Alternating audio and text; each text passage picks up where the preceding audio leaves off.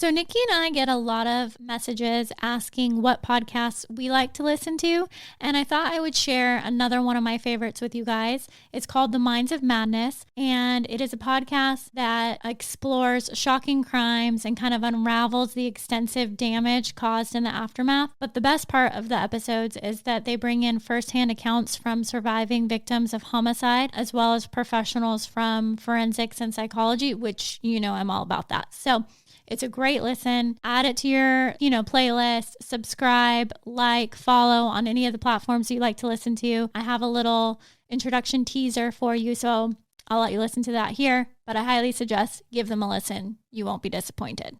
The Minds of Madness is a true crime podcast that explores what causes ordinary people to do unthinkable things. I'm Tyler, and as the host, I'll take you every other week through some of the strangest cases, examining shocking murders from every angle, like a freeloading son in Tennessee who dismembered his parents after being financially cut off, or the disturbing case of an elderly man in Australia who washed his wife's remains down a storm drain after dissolving her body in acid, or the dad in Louisiana who shot his son's martial arts instructor on live television in an act of vigilante justice. Follow The Minds of Madness today on Apple Podcasts, Amazon Music, or wherever you're listening now. This episode may contain content of a graphic nature. Listener discretion is advised.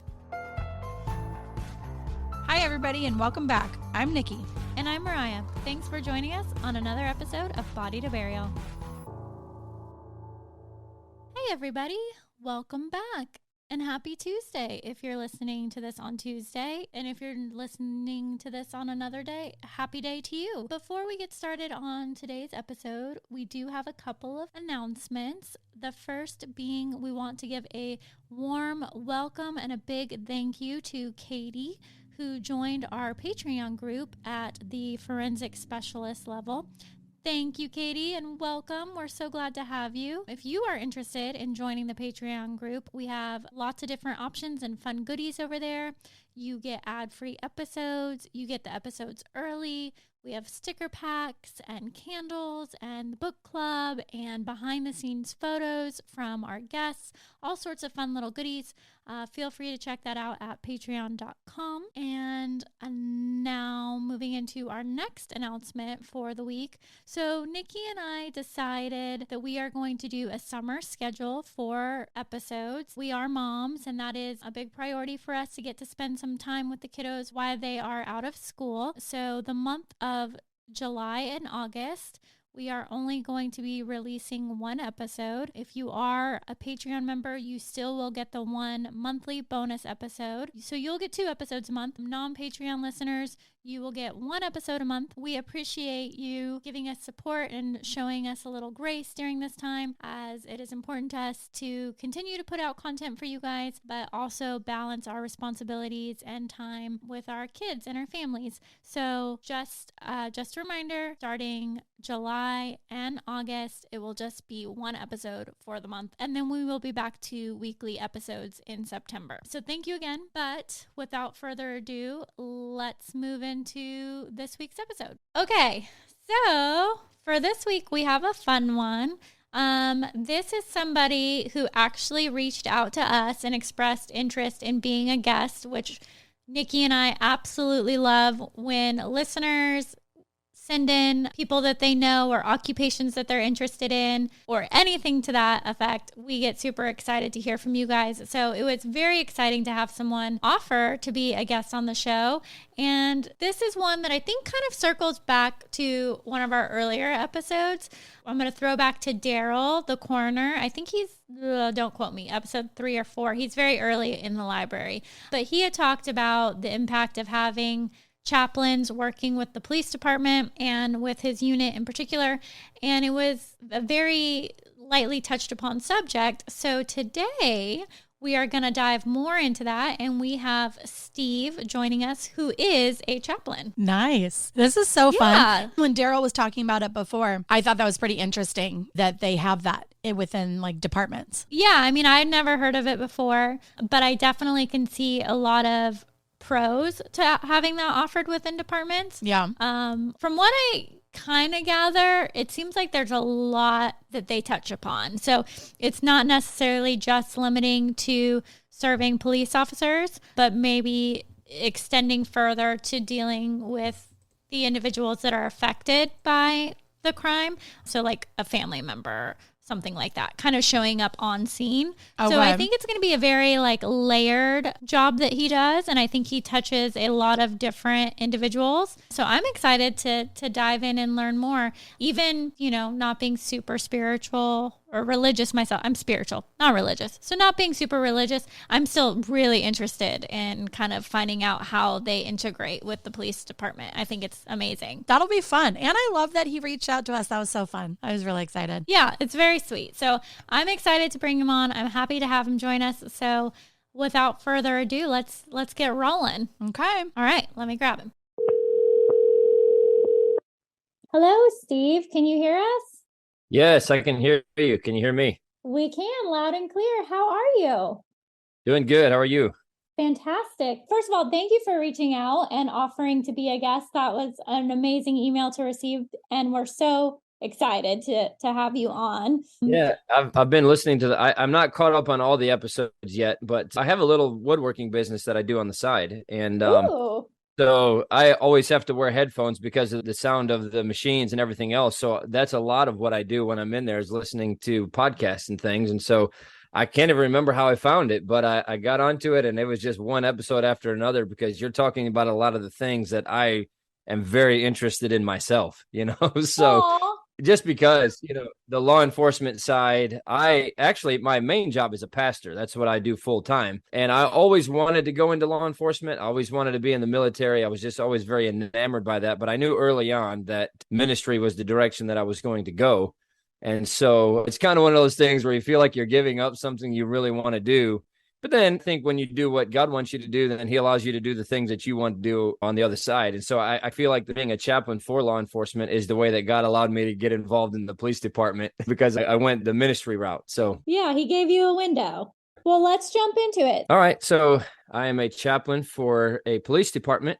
And essentially what we do as chaplains is we really are the pastors to the police department and really to the community that the department serves. So they'll call us out to a scene for any number of different reasons. And when I say we have a chaplain corps, and I'm the lead chaplain for our department. The department that I'm in is a pretty large department. The county here in Virginia has about 350,000 people. So we have between 650 and 700 officers, and then probably another 150 civilian personnel. So altogether, the department is probably about 800 people. So yeah, there's a lot to do and really a lot of opportunities to help out in a lot of different aspects. So they would call you in if they need to talk about, like, say they just saw something crazy and they need to talk to you about something. Is that where you would come in, or how does that work? Yes. So there's actually a couple different times when I would get called. So let's just say that there's a shooting. And so a couple of different ways that we deal with this. Number one, I said that I'm a pastor to the department, but I'm also a pastor to the community. So there's many times when people in the community don't have a church that they're connected to or a pastor that they know, but they want to talk to a pastor. So they'll call me to come out to that scene, and it could be any time of day. I got called out at 2:00 in the morning last Friday, and so you just never know. And honestly, most of the things that are going to happen like that are going to happen at night or in the middle of the night. In this case, it wasn't a shooting. It was actually somebody woke up and they were going to go to the bathroom or something like that. Stopped in one of their son's room. I think he was 24 years old, and realized that he was not moving and found out that he was dead. Called the police, and that's when they show up. And so they call me because they have a job to do when they get on the scene. Now, in something like that, it doesn't look like there's any foul play involved, but you never know. So they have to investigate it until they know that there's not. So they would coordinate everything off, and all the different officers that are there on the scene have something they're doing, whether it's protecting the crime scene, keeping people out until they can get everything done within the crime scene that they need to. So then my job would be to deal with the family and to just talk with them to try to help them through the process. I've done it so much now that I know pretty much what the whole process is going to look like from beginning to end. A lot of people just have questions. What's going to happen next? Where are they going to take him? So I kind of walked them through the process. This is what's going to happen. This is what they're doing right now. Because the thing is, it's a very touchy situation too. When there is something where, let's say they went in there and they found their loved one laying on the floor and they don't know what happened, but they're dead. And so now the police have the job of, okay, we need to see if there's a gunshot wound. We need to see if there's a knife wound. We need to see if it's a possible overdose. It might just be that they had a heart attack and collapsed, but they don't know that. And they can't really move the body because they could contaminate evidence until all the right people are in place.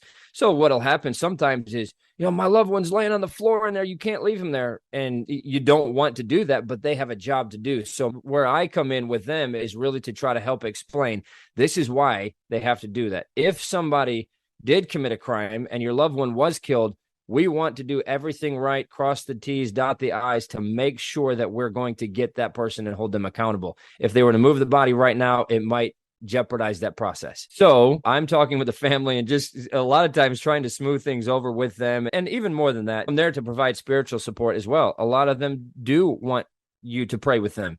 A lot of them do want you to talk about spiritual things with them because now here they're thinking about death more because they've got somebody that they love that's died. So there's a lot of different things. So that's one aspect. Then the other aspect is, yes, if there does happen to be a police shooting where the police had to shoot somebody or the police came up on a horrific crash where there's bodies that are mangled and things, and they see that, or children who have died for whatever reason. I've been involved where they've drowned in swimming pools or one that had a massive seizure in the middle of the afternoon taking a nap. These officers are showing up onto this scene. And a lot of the road officers that have not moved into detective positions or things like that are younger guys and ladies who have kids that are that age. And so now they're putting themselves in the position where they're seeing their 4-year-old child laying in that bed or their 8-year-old kid drowned in the pool. So it really has a big effect on them in that way. And so, yes, to answer your question, we're coming in and talking with them and helping them through that process, because at the end of the day, they say that the average person in their lifetime will go through 2 or 3 traumatic events, something like that. For an officer, it's not unheard of for them to see 2 or 3 in a 4-day shift, so they're just adding and adding and adding and adding. And at the end of that incident, everybody clears up and then they go to the next call. Oh, that's so crazy. It really is. And so for them to have an outlet, for them to have somebody to talk to, for them to have somebody that they can go to and just say, hey, it was a rough shift. I mean, this is what we were dealing with. Because you think about it, all right, if you were to take a cup and just keep pouring water and pouring water and pouring water, eventually it's going to overflow. And that's what happens with an officer many times as well. When you put one incident on top of another incident on top of another incident, and eventually it just overflows, and that's where it leads to officer suicide and things like that. So, I mean, even that is something that's a very, very real danger for them. I mean, 3 times more likely that an officer will die by suicide than to be killed in the line of duty. That is so crazy. It is. And it's something that a lot of people don't think about. But what happens is they fill that cup all the way to the top with traumatic events, and then they go home and now they have a little bit of an issue with their husband or wife or a little bit of financial issues. And that little thing could be what puts it over the edge for them. Yeah. When you said that they see that just on a shift and then they go home and then go to sleep and then they have to go back to work the next day and deal with another 3 or 4. Exactly. And it's changing. It used to be that they would say, suck it up and deal with it and go to the next call. It's changing. And people are starting to pay more attention to the mental health aspect of police officers and trying to have more things that they can do.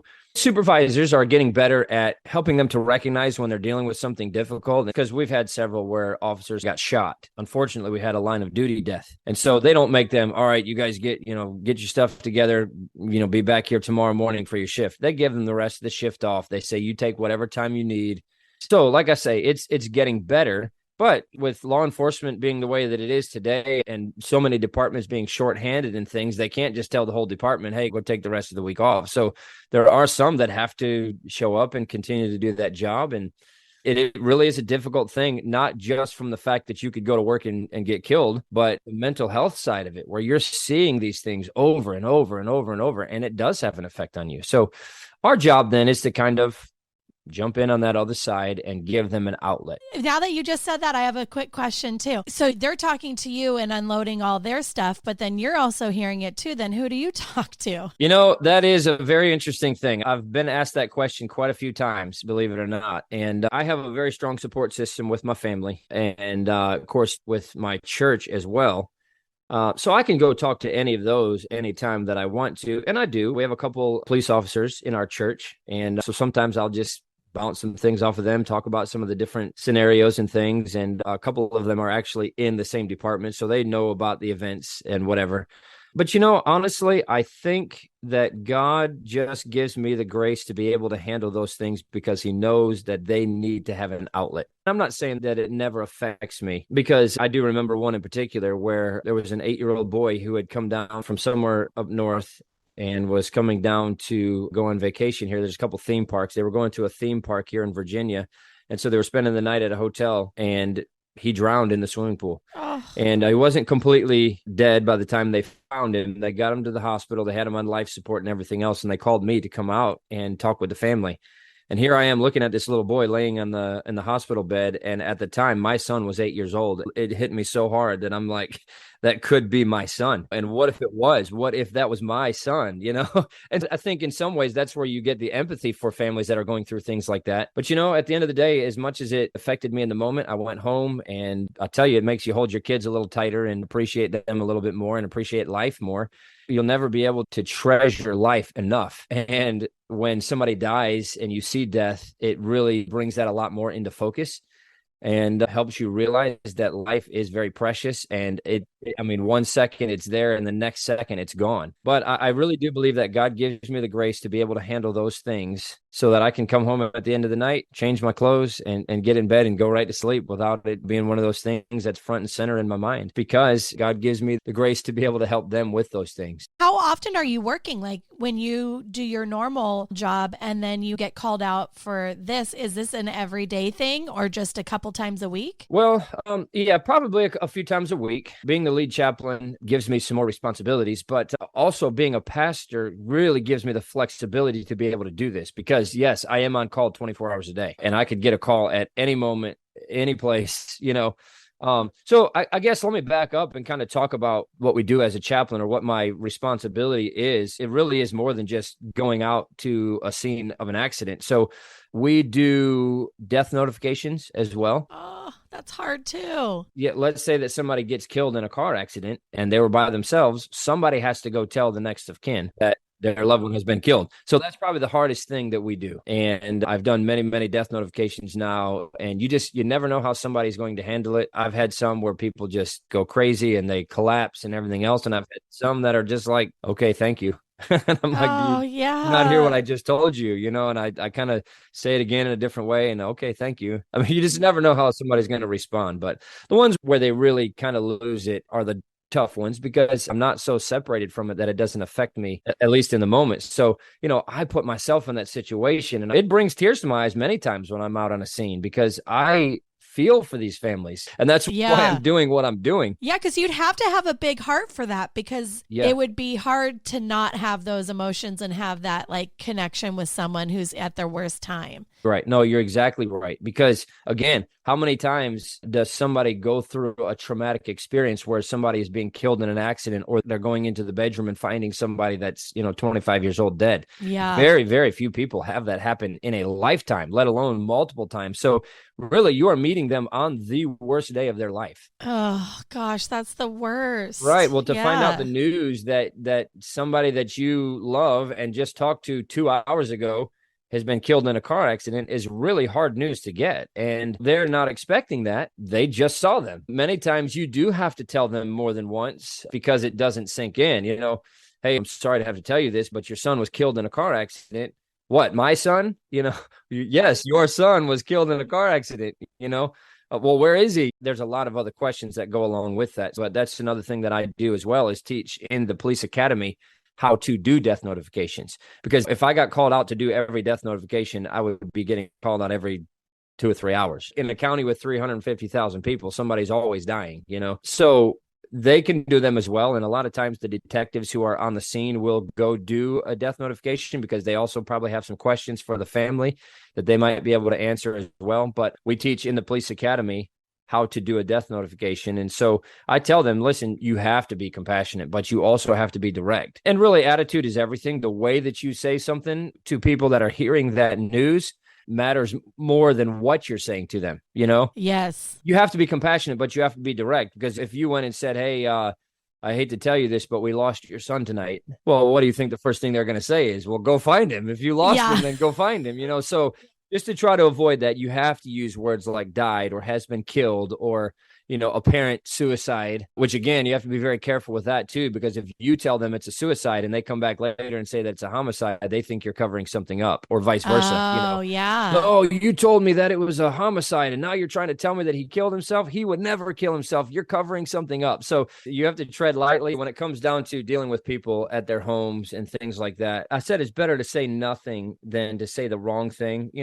Things like, I'm sorry for your loss, or is there anything we can do for you? Those are always good things to say. But one thing that people fall into a lot of times is they'll say, well, I know how you feel. And you're standing there with somebody who's lost a baby. And thankfully, I have not had this happen to me, but I've seen it happen where they said, you've lost a child? Well, no, I haven't lost a child, but I can only imagine how you feel. Well, then you don't know how I feel. But that's what I mean by, you can say the wrong thing. It's better not to say anything than to say the wrong thing. If you don't know what to say, just stop talking. And I tell them this, you can't get in trouble for what you don't say. I don't know if you've ever seen this happen before too. I think it's pretty funny though. When somebody's doing like a media interview or something and they stick a microphone in somebody's face and they just leave it there, that person feels like they have to ramble on and keep talking. And that's usually the clip that they're going to use, so people get into these situations where there's just silence and they feel like they have to say something. So they start saying things that they wish later on they didn't say. Yes, 100%. Right. So I teach them, don't feel obligated to say something. Saying nothing is better than saying the wrong thing. And honestly, when you're dealing with these people, you are the first person they are talking to on their healing journey. The first step is to find out that somebody died. And from there, it's where's it going to go from here? You could really ruin somebody's life by saying the wrong thing and make it so it takes them 10 years to get over something versus you saying the right thing, or in some cases, just being there for them and listening to them is something that could set them on that path of healing very, very quickly, and they're never going to get over it. How long are you there? Well, I usually try to stay until they take the body out because, and again, that varies a lot. It really depends on the situation. If somebody's been shot, well, now the local detectives, our department detectives, are going to be there because now they have to investigate. You have forensics detectives that show up onto the scene. And then many times you also have a medical examiner that's going to come there as well. And that could take an hour, hour and a half for the medical examiner to get there. Once the medical examiner gets there, takes all their pictures and everything else, then they'll call the medical examiner's office to come down and remove the body. So they take the body out on a stretcher in a body bag, but they'll put them in the back of like a big SUV. Looks kind of like the back of an ambulance almost. Like a Sprinter van? It depends. A couple of them have like a Suburban or something like that, but yes, something very similar to that. And then they take them down to the medical examiner's office. And if they feel that a autopsy is necessary, then they'll start the autopsy process and everything else. So I try to stay there the entire time that the officers are there doing what they're doing. So sometimes, depending on the situation, it can be 3 or 4 hours. Wow. Because of a couple things.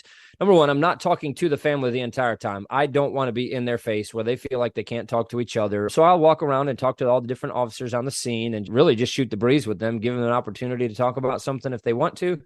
If they don't, I'm not shoving it down their throat. We do a lot of ride-alongs as well. I will ride a full shift with the officers just to get to know them and give them an opportunity that if they want to talk about something, they can. I always explain it to them, like if a doctor was going to be riding in your car and you had a problem with your foot and you felt like talking about it, you'd say, hey, doc, I got this problem with my foot. What do you think?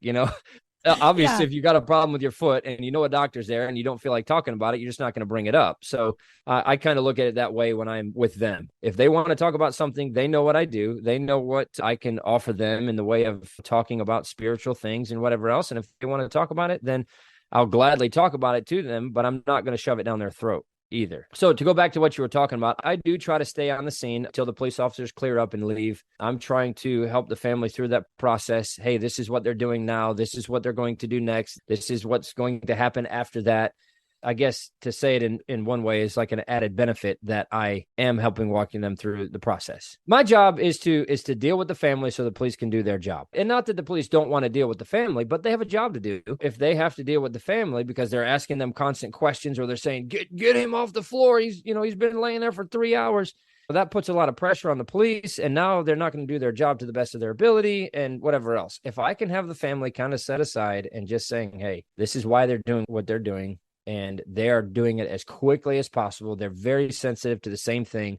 They're treating this the exact same way that they would be treating this if it was their family member. This is what they have to do. And most people are very understanding with that, And I know this may sound kind of counterproductive, but I try to get them laughing. Because if they're laughing, and I'm not just telling them jokes and whatever else, I'm trying to get them to remember the good times that they had with the person that they're now sending out in a body bag. And if I can get them to laugh about some memories or talk about some things that they remember the most about them, then they're not thinking about them laying on the floor dead. They're remembering them as they lived. So that's kind of my approach. I don't know if every chaplain does that or not, but that's my approach when I'm at a scene. And I want them to feel as good as they can feel with the situation that they're going through by the time I leave. So I often will encourage them, hey, let's step into the other room. You're more than welcome to stand there and watch them load the body into the back of the vehicle. But, that's not the last thing that you want to remember about them. You want to remember them the way that you saw them the last time you saw them, So that's a hard thing to watch. yeah, well, and some are like, no, I'm going to be there. I'm going to walk them out to the back of this thing. And I understand that too, but I'm just trying to help them start down that healing process. And the way that you start down that process is by partly just remembering the person as they were, not as they are now. That's got to be hard for the families to be there on a scene because not everybody dies in a bed nicely looking like they're asleep. Yes. And then that's really tough to see. And then if there's a sheet on them or something, that would be like stuck in my brain, I would think. Yes. Yep. Well, somebody finds them. And then once they call the police, we clear that scene. So they're not sitting in the living room, on the couch chatting while the body is laying on the floor next to them. They're brought out of the house at that point. So they don't know what's going on inside because some of it's not pretty. So it really is one of those things where they're not seeing the whole process. So they might have seen that body and that image might be in their mind, but it was not for a very long time. If I can get them to start talking about, oh yeah, he used to do this and he used to do that and we used to do this, then that image of them seeing that person on the floor may be there, but it's going to be kind of like a fuzzy image. If all they're thinking about as the police are doing their job is that body laying in there on the floor, it's just burning and burning and burning into their mind. And they're going to think about it for a long, long time. So if I can get them to talk about something else, the way that they live, the way that they used to have fun together and do this and do that, then to me, and I mean, there's no science behind this, but it seems to me like it helps. Then it's just a fuzzy little picture and it goes away a whole lot faster. I would think so. Yeah. Because then you don't see that. Exactly. My mom passed away in 2018. Very young. She was only 55. She was very, very healthy, but she got ovarian cancer. And I was able to spend about the last week or so in the hospital with her. And I didn't take any pictures of her in the hospital bed. So if I tried to remember, because she had lost, she was never big. She was like 120 pounds soaking wet her entire life, probably less than that. But by the time she died, she was like 70. So it's one of those things where you have that image in your mind.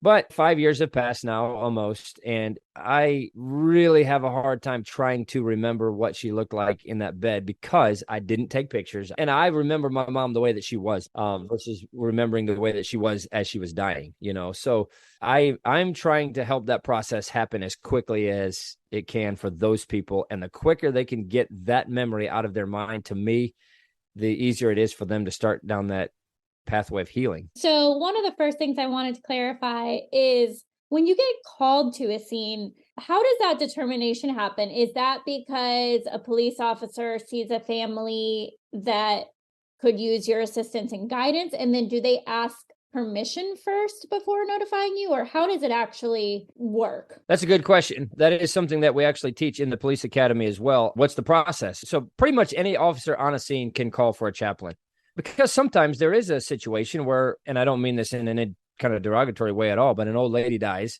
and it doesn't bring the whole police department out there, because that happens quite a bit. So there's two officers on the scene, and neither one of them are sergeant or lieutenant or something like that. They're road officers who got called to that scene. And now the family is just really distraught, because obviously, even if she's an old lady, she means something to that family, and that family might need me to come out there. So they can call me. What they would normally do. Now, I've got a good relationship with a lot of the officers, so sometimes they will call me directly, but mostly what happens is they'll call our communication center, and communications will call me. And then it goes into the official call log and everything else. Hey, a chaplain was called. This was the time that they were called and everything else. Now, on a bigger scene where there's been a shooting, you're going to get everybody out there. And once they got the situation under control, then they're going to start releasing officers back out to their beats and whatever else to take some regular calls once they know what the situation is. But in that case, usually it's going to be a lieutenant or maybe even a captain or a major that will call and ask me to come out there. So they'll go through communications first, because everything has to be documented and put in the call log just for the official transcript of how that entire scene was handled. They would call communications would call me. And so let's say you showed up at my house and I had an emergency here. Will the police officer ask me before they call you, like, we have a chaplain, would you like me to call them? Or do they just call you without, I guess, consent? 99 times out of 100, they're asking the people if they want a chaplain there. Yeah. I don't just get automatically called anytime there's an incident, because there are some people who are anti-religious. They don't want somebody there. I don't want your prayers. I don't want your God. I don't want anything, get away. And in that case, that's doing more harm than good. And that's what I'm saying, 99 times out of 100, because there have been times where they've called me out and I've gotten there and the family's like, nah, we don't want you to pray with us. And then I'll wait, because when there's a big scene like that and there's a lot of family members on there, chances are that there's a couple who would want to talk to a chaplain. And when they find out that I'm there, they'll either come seek me out or they'll ask me to come over there. But yeah, most of the time the officer's saying, listen, we have a chaplain. Would you like us to call the chaplain? Yeah, I'm not super religious myself, but I could see in a situation, even just having you brought out just to help guide through, okay, this is what's going to happen next. And this is going to, like that to me seems very comforting, even if it's like, hey, I don't want to sit down and pray, but having someone guide me through the process of what's going to happen or what should happen or what we can do next, like that seems extremely helpful. Yeah, and I try to be very sensitive to that too. I'm not just going to come walking up on the scene praying as I'm walking up to your door, at least out loud. I do pray for wisdom often, because I never know what situation I'm going to get into, Fair enough. But I will say that a lot of people don't even know what a chaplain is. I'll show up and they'll say, hey, the chaplain's here. And they're like, what's a chaplain? And so basically I tell them I'm a pastor for the police department. And then when you say pastor, most of them know what it is. And they're like, oh, I'm so glad you're here. Yeah. Come in. We could use a prayer right now or something like that. And there's been many scenes that I've been on where they knew that I was coming out as the chaplain and they didn't want to pray together. They just didn't feel like they were in the mood for it or whatever, So, and then on the other hand, there's like, oh, glad you're here. Yes. Hey, everybody get over here. We're going to get the family together and pray, So it really depends. Every situation is different. Every scene is different. But yeah, they always ask before I just show up. I guess for a clarification question too, is it's a non-denominational thing, right? Like you could show up with a Christian family or a Catholic family. Yes. Well, and that's why that having a more diverse chaplain corps helps. I'm Baptist, and so I'm not going to pretend to be a Catholic on the scene. I will try to get somebody there who is, that can deal with that family the way that they need to be dealt with. The last thing I want to do is get there and try to pretend to be something that I'm not and offend somebody. So I will get somebody out there whose faith matches what this family believes. You know what I'm saying? But again, most of the time, the reason I'm being called is because they don't have a church. They don't have a pastor. They don't really even have a faith, so to speak, that they identify with. That's why I'm being called in the first place. So yeah, I'm not out there proselytizing. I'm not out there trying to get them into my church or anything like that. I'm there trying to help them from a spiritual standpoint, because we are soul and spirit. And when we neglect that side of us, then we're neglecting a huge part of who we are. So that's why I'm there. So we do the death notifications, and honestly, that turns into a lot of other things as well when it comes to helping these families out. But it's not all bad. We do, well, I guess I do funerals too, and Oh my so I gosh. guess it is. But what ends up happening with some of these people is the reason I'm getting called out is because they don't have a pastor, they don't have a church. One of the first things that I ask them when I get to the scene is, do you have a pastor that I can call? And some of them are like, oh, yeah, I do. I didn't even think to call him. Okay, well, let me call him before you need to come out. Some of them are like, I do, but I don't like him and I don't want him here, So, but then the other ones are like, no, I don't. So then that's where I kind of step in and do what their pastor would do if they had one. But then I do end up kind of forming a little bit of a relationship with these people in just that short amount of time. And so they'll say, hey, would you mind doing the funeral? You were there when they died. You saw the whole process. You've gotten to know us a little bit. Would you do the funeral? So I've done a good number of funerals. And then another thing that we do a lot of is invocations. So we are there at every event that the police department does. So they have award ceremonies a couple times a year where they give out meritorious unit awards, life-saving awards. Oh, by the way, I was able to get a life-saving award a couple years ago. Awesome. Yeah. So like I mentioned, we do a lot of these ride-alongs, and we had a young lady whose boyfriend called and said, I can't get a hold of her. She's been talking about committing suicide, and I'm really scared that she is trying to go through with it. So it was December, and it doesn't get real cold in Virginia, but it actually had snowed the night before. So we got a dog out there and started tracking where he had a general ping of her phone, but it was like a big park and a lot of woods and everything. So we got a dog out there, and sure enough, we found her hanging from a beam on a little picnic table.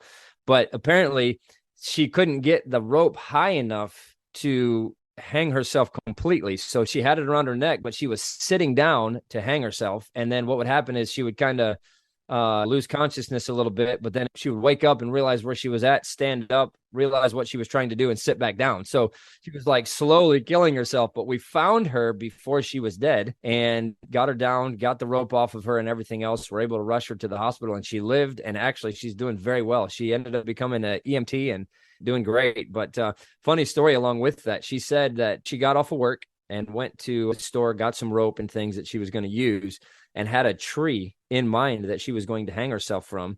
And she walked down there to that tree, and there was a homeless guy down there, and he scared her so bad that she left and Oh went my to God. another. I'm like, what were you scared of? You were going to commit suicide, but obviously God Yes. intervened in her life there. And she ended up walking like 2 or 3 miles away. And it was that walk that gave us enough time to be able to find her. Why do you think not all departments have chaplains? Well, part of it is they've never been offered to have a chaplain come on. Some of them, I'll be honest with you, have had bad experiences with chaplains who just didn't know what they were doing. Really? Well, so the way that we bring chaplains on here, we do a very thorough interview process, and they have to go through a 40-page personal history report that they have to fill out. Because we have access to all of the police buildings, I've got a card that gets me into everything. So they have to know that I'm not a criminal that's trying to get on the inside or something. So yeah, exactly.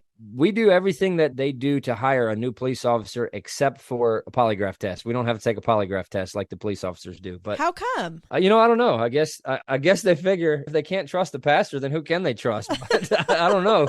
Yeah, it's a pretty stringent process for that. And then once they make it past that, they're checking all the references and everything else. But then also, in order to be a chaplain with our department, and it's not this way everywhere, but in order to be a chaplain with our department, you have to be ordained by your organization, whatever that happens to be. Mostly it's churches. Ideally, if you're involved in a church ministry, then you are used to dealing with people in situations like that, like the ones that you're going to be dealing with when you're out on the street. And then we have a 1-year probation period as well. So there's people out there, believe it or not, and there's people like this everywhere, but they want the chaplain title so they can add it to a resume. They're not going to do anything. Really? Well, because let's say you're trying to get a job in a hospital as a chaplain. Well, they're probably not just going to pull somebody off the street who's never done anything before unless you've gone through some kind of program or something like that.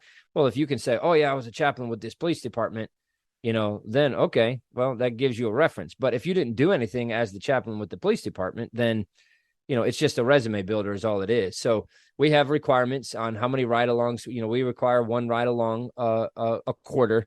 You have to take a certain number of call outs. You have to be available for different things, and you have to be involved. And if you're not, at the end of that year, we just say, hey, this doesn't look like it's going to be a good fit for you and us. So one of the other things that we do, and I was thankful to have the opportunity to be one of the ones that helped get this started in this department, is peer support teams, where basically some people may not feel comfortable going and talking to a mental health professional because then they've got the stigma around them, or they're not going to go to a supervisor and say, hey, listen, I've been thinking about killing myself because I've just had so much on my plate. Well, the first thing they're going to do is say, give me your gun, give me your badge, let's figure this out. Well, an officer without a gun and a badge to them is not an officer, So they're not going to necessarily go to one of their superior officers and talk to them about that, but they might be willing to say, hey, you're my buddy. We've been at this a long time together. Listen, this is what I'm dealing with. Can we talk? So there's that side, but then there's also the peer support side of, hey, this guy is acting very different than the way that he's always acted. I mean, this guy is always sharp, but now his uniforms are wrinkled. Doesn't look like he's getting any sleep. A couple of the decisions that he's made just don't seem like great decisions. He's always been a talker, and now he's really withdrawn. Something's just not right. So we'll get somebody on the peer support team, and it's all confidential. No records are kept. No names are written down. No anything. The only time we have to report something is if we feel like they're an immediate threat to themselves or to somebody else. But other than that, whatever they talk about is confidential. So it gives them an outlet. It gives them somebody to talk to. We have about 50 people on our peer support team. So there's somebody that they will feel comfortable talking to. And sometimes you can convince them, hey, you really need to go talk to a mental health professional, somebody that knows more about this than I do. But listen, I'll go with you. Yeah, so they feel a little comfortable. Yeah, absolutely. If they're there with somebody that they know cares about them, and that they know, they're much more likely to try to go and get help. And honestly, that's the way that it is with the officers a lot of times. And if you can go and talk to somebody about, man, this incident was really bad, this and this and this and this happened, by the time they get to the end of it, they feel like they've just taken that load and dropped it, And I'm semi-detached from it because I wasn't there. I didn't see anything. So it's not a burden that I have to bear now. It's just a place for them to drop that load off of their mind and give them somebody to talk to. Maybe you can clarify this because this is an assumption I'm making, so I'm not sure that it's 100% factual. But if I was a police officer and I go and talk to a therapist, that has to go into like my personnel file. But if I talk to you, it does not. Correct. So do you feel that's kind of a reason why a chaplain should be within the infrastructure of the police departments? Because I feel like that would almost encourage people to talk, even if they're not religious, because, hey, I can let this out, I can vent it out, but there's not that stigma attached to it that I went to a therapist and I can't handle my job. Yes. Now, having said that, I do think that for the most part, a lot of those records are confidential when they go to a therapist, because within this department, they actually have, it's called employee health, basically. And so a supervisor may know that they went and visited employee health, but they don't know if it's because they had the flu or because they were thinking about committing suicide. They don't know. So it goes into their record that way. But the problem is that a lot of these officers, again, because of the stigma, don't want to go to a therapist because now it makes me look weak and now it makes me look like I just can't handle this job and whatever. And like I say, some of that is changing. We are actually teaching them in the academy now about the peer support program. And listen, if you need help, you need to get help. We'd much rather have you alive getting help than dead because you weren't willing to get help and you committed suicide. So that stigma is going away. It's still there with a lot of the older officers and those that have been on the force for a while. But even with them, a lot of it is changing. But you're right. There are a lot of people who would be much more willing to come talk to me because, hey, it's just two guys hanging out. And what do you think about this?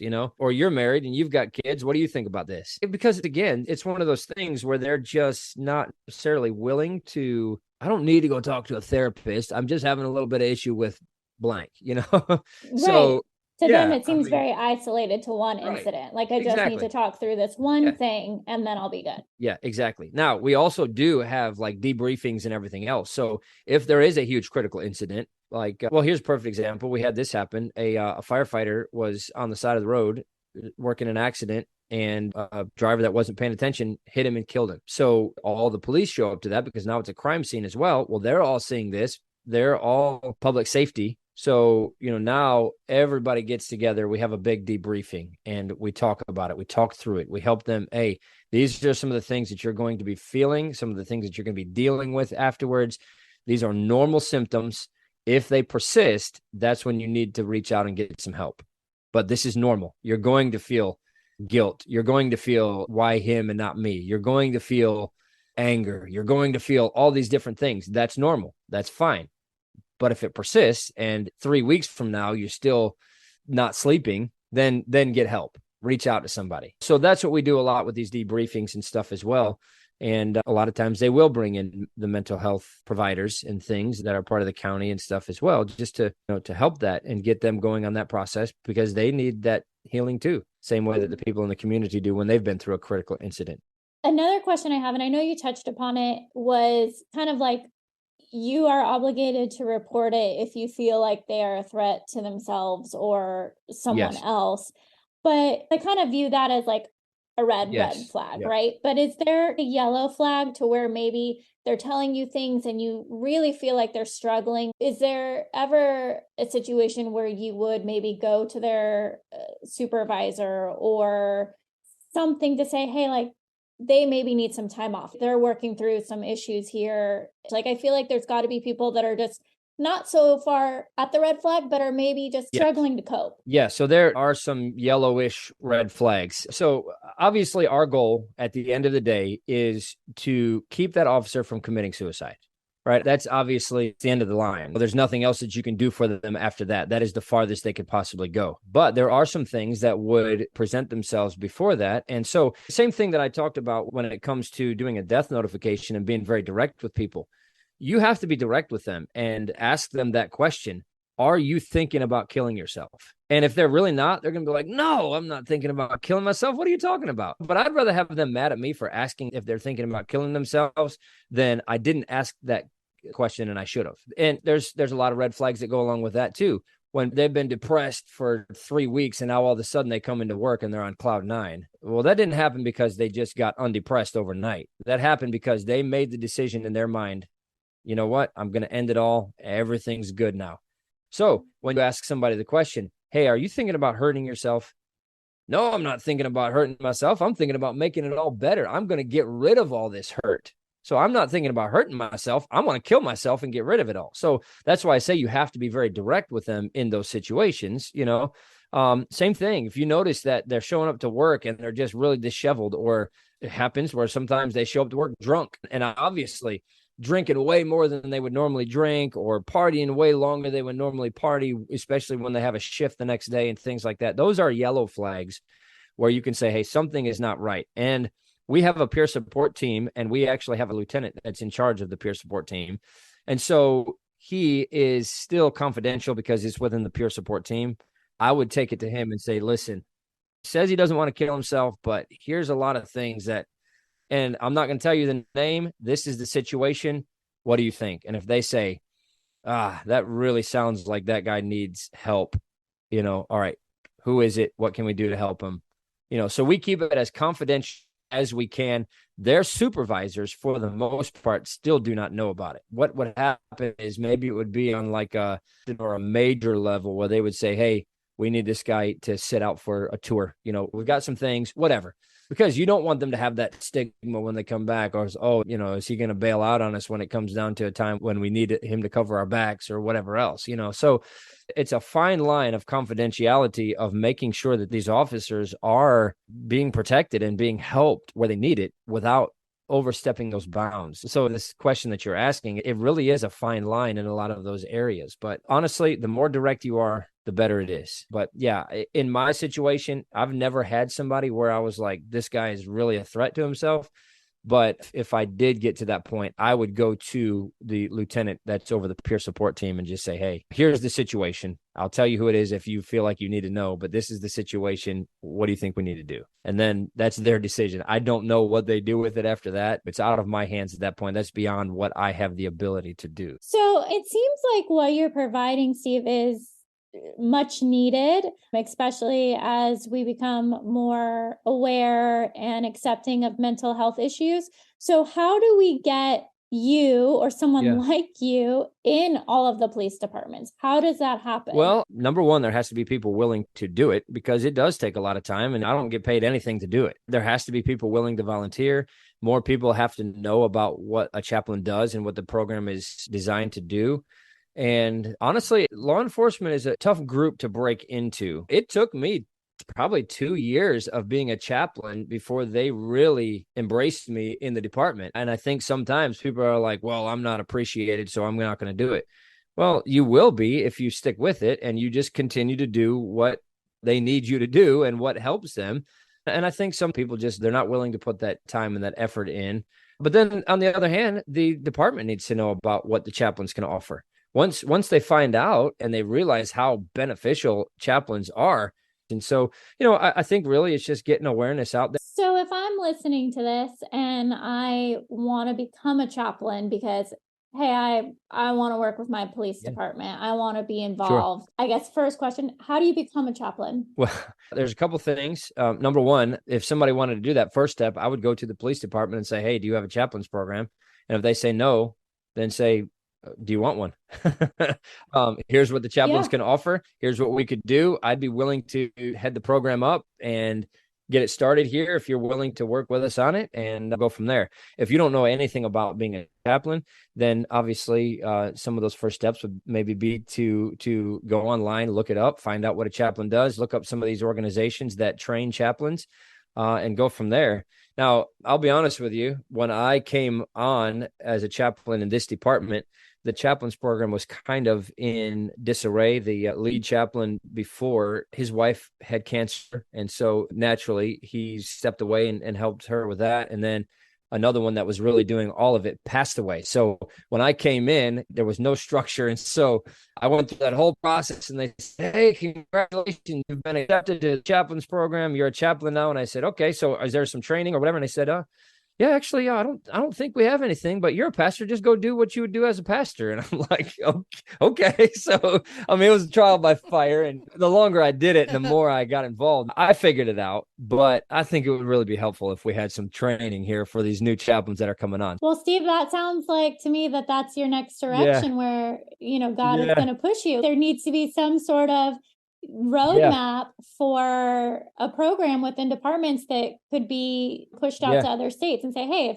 you are interested in doing this, is what it would look like. This is the training that they would need to go through. This is the interview process. So, there's your next passion project. Yeah. So we do have a chaplain manual that we've put together. And it really does. Yeah. So it A to Z on this is what you have to do within our department. And it would change within departments, but I'd be willing to share that with anybody that was interested in getting a program started, or honestly, for that matter, I'd be interested in even talking to anybody. But we are still in the process of developing our training manuals as far as what you do when you get out there and stuff like that. But one of the things that we do, so the police officers, when they graduate from the academy after 32 weeks, they have a badge and they have law enforcement credentials. They can do anything that a police officer does, but they're not cleared to be an officer on their own, at least in this department. They have to go through about 6 or 8 weeks of what they call field training. So they're the ones driving the car. They're the ones initiating all of the traffic stops and calls and everything else, but they have a seasoned officer in the seat next to them to help them make sure they're making the right decisions, doing the right things according to policy and everything else. And they have a whole list of certain calls and certain traffic stops and certain things that they have to do to be able to be cleared as an official officer on their own. So we are starting kind of that same process with the chaplains program. You have to be with me on this kind of call out, this kind of call out, this kind of call out before you're cleared to go to a call out on your own where you could very possibly mess up somebody's life. And I'm not saying that you're not qualified or whatever, but if you don't know what you're doing and you've never done it before, then you really could cause a lot more harm than you're doing good. So just walking them through that process by being there, hey, just watch what I do. I'm not perfect. I'm not the model chaplain, but this is what I do. And this is what seems to be effective. This gives you an idea of what you're trying to accomplish when you're there. So amazing. Well, I think you covered all my questions. Nikki, do you have any last lingering ones? No, they'll come later because that always happens too. Yeah. Well, if you do have anything else, you're more than welcome to send me an email or anything, and no, they probably will because it always comes later. So we're just going to wrap up, Steve, with their very silly, goofy questions just to kind of get to know you on a more personal level. Okay, I think I'm going to go with one we haven't asked in a while. What's your favorite emoji to use when you're texting? Honestly, probably the thumbs up is the one that I use the most. Yeah. I Yeah. was just Okay. going to say, I feel that Yeah, you're a I thumbs do. upper. I don't know why I was And thinking. but I use the smiley face a lot too, because that really says everything you need to say. I'm not one of these ones that does all the LOL stuff, so I just send a smiley face instead. I love it. I always like to ask this one too, just because I like to see what people collect. What do you have a lot Ooh, of? books. I've got a million Okay. books. I say million. I'm exaggerating a little bit, but I bet you I'm closing in on 1,000 books probably between the books that I have here in my office at home and at church in my office out there. I've always loved reading. I've always loved books. So yeah, I have way too many. Way too many. Well, we love books over here too. Good. And see, a lot of people have moved into doing like Kindle and that kind of stuff. I tried that. I can't read a book on a screen. I've got to have the actual hard copy of the book. So, Yep.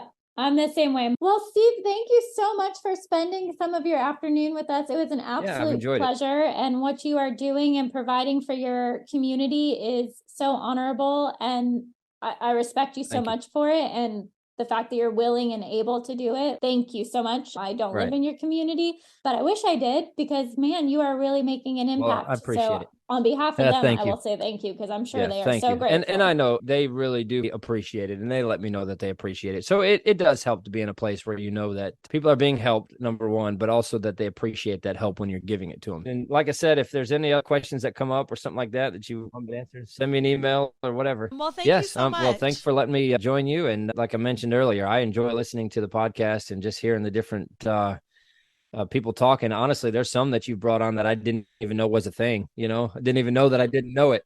So good. Things that I didn't even know I didn't know, and I love learning. I love hearing about new things like that. So I appreciate your podcast and just enjoy listening to the conversations that you have with people. Well, thank you. All righty.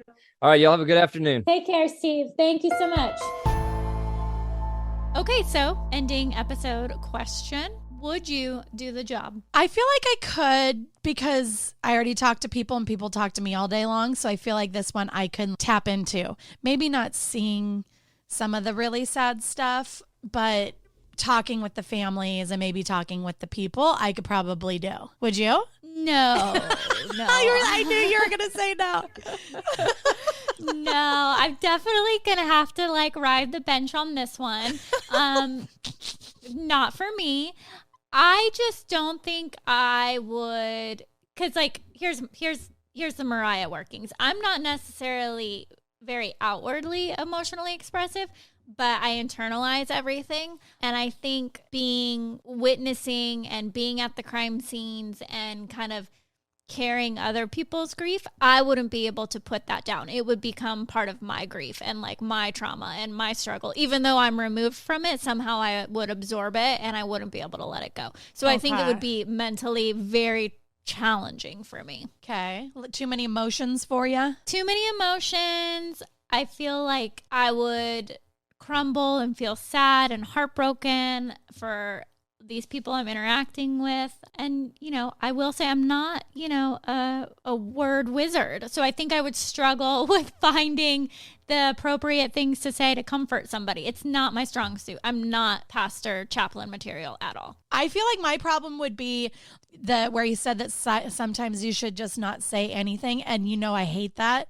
So I hate the silence. Yeah. I hate the silence. So I think that would be my problem, is that I would just da, da, da, da, da, da, da, and then keep going. And then now I've got a big hole. So that part I'm going to have to watch myself on. But yeah, no.